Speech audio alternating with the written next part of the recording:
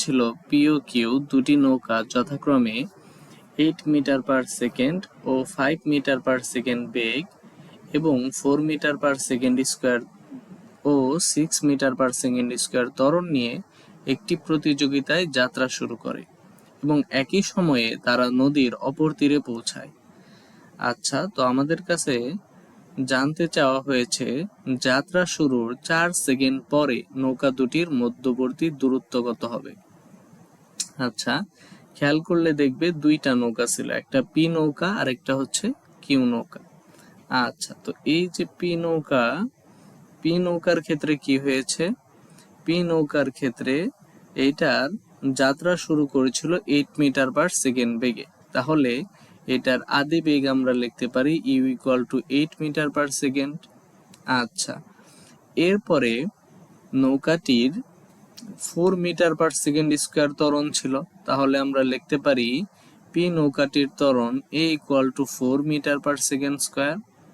আচ্ছা, এবং বলা হয়েছে যে 4 সেকেন্ড পরে, তাহলে 4 সেকেন্ড পরে টি ইকুয়াল টু 4 সেকেন্ড, তাহলে 4 সেকেন্ড পরে নৌকাটির পি নৌকার অতিক্রান্ত দূরত্ব যদি আমি S1 ধরি, তাহলে আমরা দেখো এস আছে, টি আছে, এ আছে, ইউ আছে, তাহলে কোন সূত্র নিব, S1 equal to u t plus half a t square, তাই না? আচ্ছা, এবার দেখো 8 ইউ এর ভ্যালু আছে 8, টি এর ভ্যালু হচ্ছে 4 প্লাস হাফ ইন্টু এর ভ্যালু হচ্ছে 4, টি এর ভ্যালু হচ্ছে 4 স্কোয়ার। আচ্ছা, এইটা যদি আমরা ক্যালকুলেট করি তাহলে কত আসে, কত আসে, 2 দুগুণে 4, ওকে, তাহলে এখানে থাকে 16, 4 স্কোয়ার করলে 16, 16 দুগুণে 32, আর এখানে 4 8 32, অর্থাৎ 32 প্লাস 32 অর্থাৎ 64 মিটার আসে, তাই না?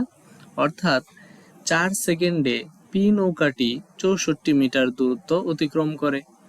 তো একইভাবে যদি আমরা কিউ নৌকার জন্য করি, হ্যাঁ, একইভাবে ক্যালকুলেশনটা যদি আমি কিউ নৌকার জন্য করি তাহলে কি লিখব, একইভাবে ক্যালকুলেশনটা যদি আমরা কিউ নৌকার ক্ষেত্রে করি তাহলে কি লিখতে পারি, কিউ নৌকার ক্ষেত্রে আমরা অতিক্রান্ত দূরত্বকে S2 কনসিডার করতে পারি। কিউ নৌকার ক্ষেত্রে অতিক্রান্ত দূরত্বকে S2, এরপর হচ্ছে এটার ত্বরণ ছিল 6 মিটার পার সেকেন্ড স্কোয়ার এবং এইটার আদিবেগ ছিল 5 মিটার পার সেকেন্ড। আচ্ছা, তো আমরা যদি এটা রিপ্লেস করি, আদিবেগ 5 মিটার পার সেকেন্ড, ত্বরণ হচ্ছে 6 মিটার পার সেকেন্ড স্কোয়ার, সময় সেম থাকবে 4 সেকেন্ড, অতিক্রান্ত দূরত্ব S2। তাহলে আমরা কি লিখতে পারবো, আমরা এখানে লিখতে পারবো ইউ এর ভ্যালু হচ্ছে 5 ইন্টু সময় 4 সেকেন্ড প্লাস 1/2, ত্বরণ হচ্ছে 6 ইন্টু সময় হচ্ছে 4 স্কোয়ার। আচ্ছা, এটা যদি আমরা ক্যালকুলেট করি তাহলে কত আসে, 4 5 20 প্লাস এখানে কাটাকাটি করলে 3 দুগুণে 6, 4 স্কোয়ার করলে 16, 3 16 48। আচ্ছা, তো এটা আসে 68 মিটার। হ্যাঁ, তাহলে আমরা পেলাম যে পি নৌকার অতিক্রান্ত দূরত্ব ছিল 64 মিটার, কিউ নৌকার অতিক্রান্ত দূরত্ব হচ্ছে 68 মিটার 4 সেকেন্ডে, তাই না? তাহলে নৌকা দুটির মধ্যবর্তী দূরত্ব কত হবে, এটার মধ্যে, হ্যাঁ, মধ্যবর্তী দূরত্ব হবে তাদের বিয়োগফলের সমান, তাই না? কিউ নৌকাটি 68 মিটার দূরে আছে আর পি নৌকাটি 64 মিটার দূরে আছে, তাহলে তাদের মধ্যবর্তী দূরত্ব কত হবে, 4 মিটার। আচ্ছা, তো চলো এবার আমরা এটার সলিউশনটা স্লাইডে দেখে নিই। আচ্ছা, আমরা লিখতে পারি 4 সেকেন্ডে পি নৌকার অতিক্রান্ত দূরত্ব S1, তাহলে যা যা দেওয়া আছে তা বাম সাইডে, তা ডান সাইডে লিখবো। হ্যাঁ, লিখলে এখানে কি দাঁড়ালো, S1 ধরলাম অতিক্রান্ত দূরত্ব, এরপর যদি ফর্মুলা ইউজ করে মানগুলো বসিয়ে দিই আমরা S1 পাই 64 মিটার। আচ্ছা, একইভাবে কিউ নৌকার জন্য করব, 4 সেকেন্ডে কিউ নৌকার অতিক্রান্ত দূরত্বকে S2 ধরে নিব, তাহলে এখানে আমাদের যা যা দেওয়া ছিল কিউ নৌকার জন্য তা লিখব, ফর্মুলা অ্যাপ্লাই করে মান বসিয়ে পেলাম, S2 এর ভ্যালু আসে 68 মিটার। আচ্ছা, তাহলে যাত্রা শুরুর 4 সেকেন্ড পরে নৌকা দুটির মধ্যবর্তী দূরত্ব থাকবে 4 মিটার। আচ্ছা, এরপরে নেক্সট কোয়েশ্চেনটাতে আসো। বলা হয়েছে পি ও কিউ নৌকা দুটি অপর তীরে পৌঁছালে নদীর প্রস্থ কত হবে? আচ্ছা, এখানে খেয়াল করলে দেখবা যে পি নৌকার ক্ষেত্রে আমাদের কি দেওয়া ছিল, আদিবেগ u1 = 8 মিটার পার সেকেন্ড, ত্বরণ a1 = 4 metre per second square. কিউ নৌকার জন্য আমাদের আদিবেগ দেওয়া আছে 5 মিটার পার সেকেন্ড এবং ত্বরণ দেওয়া আছে 6 মিটার পার সেকেন্ড স্কয়ার।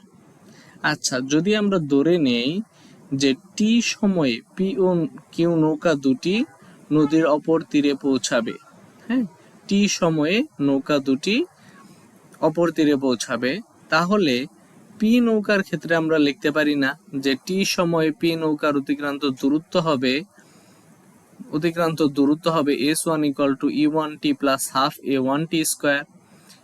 এবার যদি মান বসিয়ে দিই তাহলে সমীকরণটা দাঁড়ায় 8t + 2t স্কয়ার। আচ্ছা, একইভাবে টি সময়ে কিউ নৌকার অতিক্রান্ত দূরত্বকে যদি S2 কনসিডার করি তাহলে ut2 + half at2 whole square. আচ্ছা, মান বসিয়ে সমীকরণটা পাই আমরা 5t + 3t স্কয়ার। আচ্ছা, তাহলে এবার আমাদের দুইটা সমীকরণ আছে, তাই না? দুইটা সমীকরণ আছে। দেখো, বলছে যে পি ও কিউ নৌকা দুটি অপর তীরে পৌঁছালে নদীর প্রস্থ কত হবে। তো পি ও কিউ যদি অপর তীরে পৌঁছায় তাহলে পি নৌকাটা যতটুকু দূরত্ব অতিক্রম করে কিউ নৌকাটা কি সেম দূরত্ব অতিক্রম করে, তাই না? তাহলে সেম দূরত্ব যেহেতু তারা অতিক্রম করছে তাহলে S1 = S2 হবে। S1 এর ভ্যালু আমরা সমীকরণটা পেয়েছিলাম 8t + 2t স্কয়ার, বসিয়ে দিলাম, এবং S2 এর ভ্যালু আমরা পেয়েছিলাম 5t + 3t স্কয়ার। আচ্ছা, এরপরে যদি আমি 5t-কে বাম পাশে নিয়ে আসি তাহলে আসে -5t আর এটা আসে -3t হোল স্কয়ার, হ্যাঁ, -3t স্কয়ার, ওকে, = 0। এরপরে এখানে দেখো 8t আছে, এখানে 5t আছে, তাহলে হবে 3t, এখানে আছে 2t স্কয়ার প্লাস এর এখানে আছে -3t স্কয়ার, তাহলে আসে -t স্কয়ার। আচ্ছা, এরপরে যদি আমি কি করি, এরপর যদি দেখো এখানে আছে 3t - t স্কয়ার = 0, বা আমি লিখতে পারি না t square = 3t, t square = 3t। এখানে যদি t লিখি তাহলে 3t / t, t বাদ যাবে, হ্যাঁ, এখানে যদি t লিখি তাহলে কি হবে, t বাদ যাবে, হ্যাঁ, এখানে যদি আমি লিখি তাহলে দেখো 3t / t, t বাদ যাবে, থাকে কি 3, অর্থাৎ 3 সেকেন্ড, তাই না?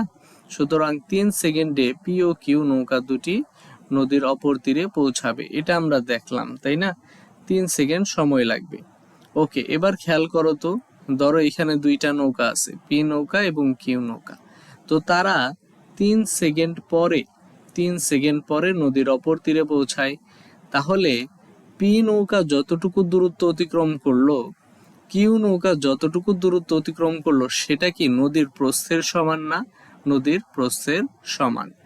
আচ্ছা, তাহলে খেয়াল করো, আমরা যদি S1 বা S2 যে ভ্যালুটাই বের করি না কেন সেটাই কি হবে, আমাদের নদীর প্রস্থ। আচ্ছা, ওকে, তো চলো, এই যে ধরো নৌকা দুইটা কি করলো, S1 এবং S2 দূরত্ব অতিক্রম করলো, তাহলে এই দূরত্বটাই কি হবে, আমাদের নদীর প্রস্থের সমান। তাহলে আমি 1 নং সমীকরণে যদি t এর মান বসিয়ে দেই তাহলে আমি পাই 8 × 3 + 2 × 3 স্কয়ার, হ্যাঁ, এটা ক্যালকুলেট করলে পাই 42 মিটার। সুতরাং নদীর প্রস্থ ছিল 42 মিটার। তো আজকে এ পর্যন্তই। তোমাদের যদি স্টাডি টিউব এডুকেশন চ্যানেলের ভিডিওগুলো ভালো লেগে থাকে তাহলে অবশ্যই চ্যানেলটি সাবস্ক্রাইব করবে এবং তোমাদের বন্ধুদের সাথে শেয়ার করবে।